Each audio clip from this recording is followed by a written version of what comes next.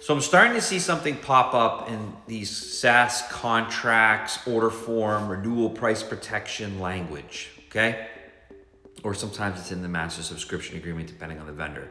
But the point is, I'm starting to see something pop up that's a little bit problematic, or actually it's very problematic, and customers for these vendors need to really start paying attention, because if I start seeing it as widespread as I am, it's definitely going to start introducing itself even with more vendors, and many of you have many different cloud-based software as a service vendors, whether it's Microsoft, ServiceNow, Salesforce, or any of them, right? So let's take a step back. Renewal price protections, there's always been conditions in there. You have to maintain the volume, you have to maintain the products, you can't reduce anything. Certain things are excluded from it. There's a cap. The cap's applied to what? There's been a lot of problems. I've spent many years talking about this. There's plenty of content out there. But something I've been seeing recently is that when they calculate the increase, they may be keeping the percentage increase the same as what you're used to. So let's say it's 3%, 5%, whatever it may be. But they're saying that it's 3% times the number of years in your renewal. So if you do another 3-year deal, it would be 3 times 3, right? Simple math. That's a problem. Renewal price protections should have as many conditions as possible removed that they tend to want, right? That's part of the negotiation. Maintaining volume, exclusions. Maybe you can get a threshold reduction and still have the protection in place, whatever it may be. But this is ridiculous. The renewal price protection should be a one-time uplift at renewal at a certain percentage. It should not be based upon those number of years. Okay, so I would highly recommend customers push back on this. I would make sure you make this as a key issue when you're negotiating pricing.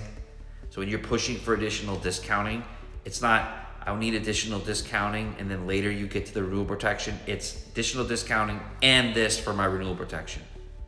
Get ahead of this, okay? I understand why vendors are doing it, right? I get this, right? They're trying to put more pain into the equation, which maybe they can take away if you're to give them something at the renewal. This is part of the game.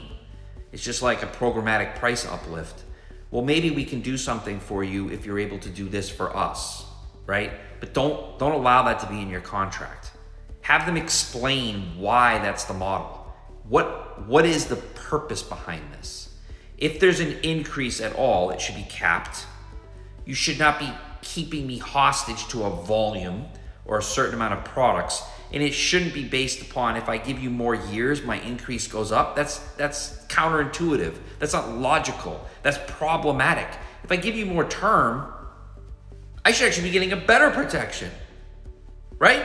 So really what it should be is 3% cap for a 3-year deal. If I give you a 5-year deal, it's a 2% cap. Whatever it may be, this should be a primary part of your negotiation at the outset. I will also tell you, if I'm seeing it in many different vendors, big, small, whatever it may be, strategic, I'm telling you, this is coming from all of them. You know, I'm not saying they all get together and huddle up and decide what they're going to do to the market, but I'm telling you that they basically all huddle up and get together and tell you what they're going to do to the market, in the sense that they all keep an eye on what's going on. They all are figuring out ways to appease and make the financial community happy.